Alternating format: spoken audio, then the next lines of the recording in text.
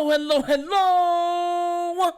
You are tuning into another episode of The Wunderkind Show. Today's second topic, Kyle Hamilton for Justin Jefferson. Look, I want to make sure that I say this, right? Y'all know that I keep my ears pretty close to the ground. I hear things, I notice things, all that stuff. Okay? And hearing this was kind of crazy. So I was on Twitter, and I guess somebody made 1-2 top, trades and stuff like that for free agents or upcoming free agents or trades, right? Big move trades. And one in particular had the Ravens in it and had one of the Ravens' best players in it. And look, I'm not even going to say much more. I'm just going to put it on the screen. And I'm going to read it out with you. It said, number 3, Justin Jefferson to the Ravens for Kyle Hamilton and 2 draft picks.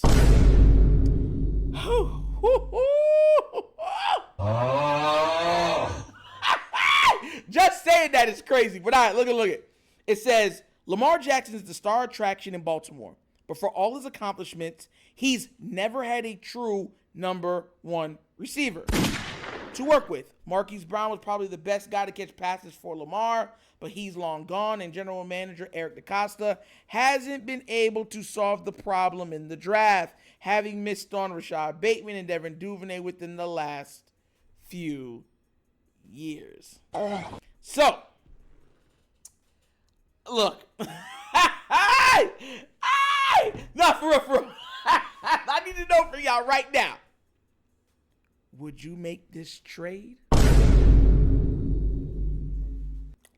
Would you make that trade? To me, this is a lose-lose. I love Hamilton. I think Hamilton has the capability of being the best safety in the entire league. Right? He could be, listen, Hamilton has the ceiling of being one of the Raven greats. I mean, up there with Ed Reed, Ray Lewis, Haloti Ngata, those dudes. He has the opportunity, he has the ceiling of being that. But Justin Jefferson, boy. Justin Jefferson is on pace to be a top 10 receiver of all time. I'm not even going to give you what I would think. You know why? Because I know what y'all going to say. Oh, we know what you would do, Nitro. You would pick J.J. Jettis, Justin Jefferson. That's what you would do because you're so in love with Lamar. That's what you guys are saying. I already know what you guys are going to say. As soon as I get to the comments, read the comments, exactly what y'all going to be saying down there. We know what you're picking, Nitro. We know what you're saying. You don't know what I'm saying. Stop trying to read my brain. Stop trying to get into my mind. Yo! But look, I want to know what you guys would pick. Here's the thing. And maybe I'm going to be speaking in parables because I don't want to make a definitive answer on this. The quarterback is the most important position in all of sports. It's not even close. Okay? When you have a quarterback, surrounding him with the proper talent is absolutely integral to not only his growth, but how well and how high he succeeds in his career. That's not conjecture. That is fact. They kept building around Peyton Manning his entire career. And when they felt like they built and surrounded him with certain stuff, they made sure that they had those pieces around him long enough so that he can compete at the highest level possible. My thing is like this. If the quarterback's the most important position in the league, that means anything to help him, protect him,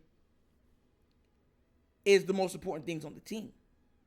This is why wide receivers are getting big money. This is why left tackles get big money. This is why defensive ends get big money, because they go after the quarterback. Anything that can disrupt the quarterback, They're big money on the defense. Anything that protects and helps the quarterback are big money on the offense. It's kind of funny because the running back is integral, or the running game is integral to a quarterback, but they don't get no love. They break it down in positions. Left tackle, wide receiver, tight end. Oh, and center. Those are the big four when it comes to the quarterback. Now, we're not just talking about any wide receiver. We're not even talking about a top 5 receiver. We're talking about a top 2 receiver. And he can literally be 1A, 1B receiver in this entire league. Because him and Tyreek are a cloth above everybody else. And I would make the argument that Tyreek's a cloth above him. But that's what we're dealing with. Justin Jefferson, bruh. Let me bring this up real quick. Because a lot of times when you say people's names, it doesn't click until you start seeing numbers. You know what I'm saying? And sometimes when you're dealing with people, that's what you need to see. The numbers, right? Check this out. Justin Jefferson's rookie year, he had 88 receptions for 1,400 yards, 15.9 yards a catch, 7 touchdowns. Did you just hear what I just said? That was his rookie season. Most people, a lot of receivers, that's their best season. And that was that man's rookie, his start out. His second season, he might make a little jump. 108 receptions. 1,616 yards, 15 yards a catch, 10 touchdowns. That's his sophomore. That's what he does in his sophomore. It's like, it's okay. So yeah, because most people say you have a sophomore slump, right? You've heard it. Year 3, he's a junior. 128 receptions for 1,809 yards, 14.1 yards a catch, 8 touchdowns. And I believe that year he had one of the best catches we've probably ever seen. Top 20 catches we've ever seen in the NFL, he did in that year. He has 4 years playing. He has 5,899 yards receiving, 15 yards a pop, 30 touchdowns in 4 seasons. In the last season, he had 68 receptions for 1,074 yards, 15.8 yards a catch, 5 touchdowns. I want you to understand something. That is with an injury-riddled 2023. That number, 68 receptions, 1,074 receiving yards, 5 touchdowns, that would be top of the top, one of the best wide receiving seasons for a Baltimore Raven. And that's his worst season, and it was injury riddled. To keep everything in context, mind you, I'm not telling you who I'm picking. Mind you, to show you the flip of the coin, Kyle Hamilton's a dog. Long, strong, brings it every down, pause. He has everything, but he has the frame that you can't teach. This is the flip. This is the other side of the coin. You will probably not see a safety that can move, cover, and make plays like Kyle Hamilton for another 25, 30 years. And I'm not even joking on that number. You might find a guy that can make plays like him, but he can't cover like him. You might find a guy that can cover like him, but can't make plays like him. And you might find a guy that can do both those things, but they're not going to be long like him and be able to disrupt things. Like, think about, there's nothing right now, there's no position right now where you put Kyle Hamilton and he's not in the plus category. You made him rush the passer, he's one of the best in the league. Make him cover tight ends, he's one of the best in the league. Make him go for interceptions and make just absolute plays. He's one of the best in the league. So that's what I'm saying. It's like, this guy had, and look, when I said the best Raven, y'all got to understand, the greatest Ravens of all time, a lot of them are the greatest to ever play in their positions. Ed Reed's the greatest free safety of all time. Ray Lewis is the greatest middle linebacker of all time. I don't know where you would put a Loli Nada or where you would put some of the other guys. But they're up there. He has a chance to be in that realm when his career is done if he reaches his capabilities, his potential. And the crazy thing is, we have yet to see him. We're seeing him scratch the surface. Y'all realize that, right? He's scratching the surface.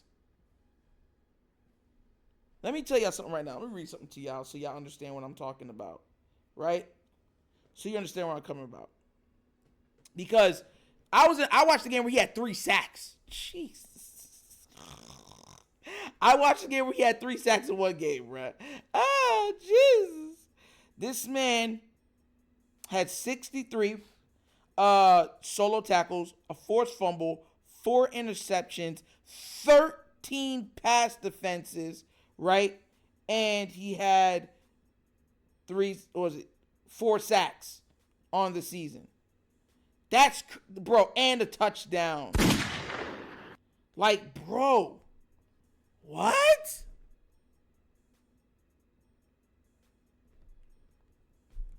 I'm not telling you what I think. And another thing, too, this could be Bateman's breakout year. It really could be. But it's such a big if. I'm not trying to put everything on Bateman when you see the bottom is having missed on Rashad Bateman and Devin Duvernay. Injuries have really derailed Bateman's career. If he stayed healthy, I truly believe Bateman's a 1,300 yard receiver. I truly believe that. And with him getting more targets, he'd probably get that. Because he has breakaway speed. He can run past people. But it's all if he can stay healthy enough. I just wanted to point that out since it's at the bottom of there. You know what I'm saying? But what do you guys think? Right? Are you on the Justin Jefferson side? Oh! The Jefferson's moving on up to the east side in the sky. Right? Or are you know what I'm saying, on the Kyle Hamilton float? You know what I'm saying? I ain't fitting to sing no opera like the, you know what I'm saying, Hamilton to play and stuff like that. I ain't finna do that. But real talk. Let me know who you would pick in the comments section, because this is hey, that's a heck of a trade. And it's one that, because the Ravens are known for defense. They're not known for offense. Would you give up a generational defensive player for a generational offensive player? Decisions. But as always, that's the episode of the Wunderkind Show. Thank you for watching. Y'all know how we get down. We have fun and we laugh, but everything we talk about rooted in what? Facts and truth. And before we go any further, I know you guys haven't heard this from me for a while, but we had a Janet Baptiste that has donated a lucrative $10 donation.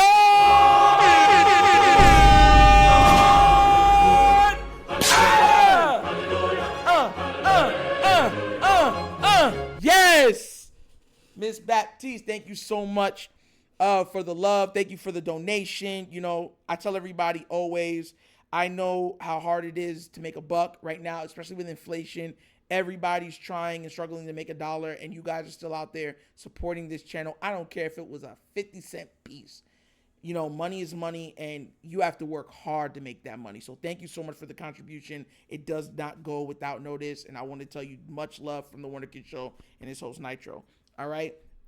But for everybody else, if you would like more content and stuff like that, check out the Wunderkind Show's Patreon. Yes, there's 3 tiers, right, that are available. Give it a try. Let me know what you think, right? And also, if you would like to donate to the channel like you had Miss Janet do, bottom of the screen, QR codes to a Cash App. Cash App's located in the description of every video that we do. And the name of it is The Wunderkind Show. Super easy. Once again, this is The Wunderkind Show. This is your host, Nectar, signing off. And as always, you know my slogan. Peace. And I am out of here. Yerp.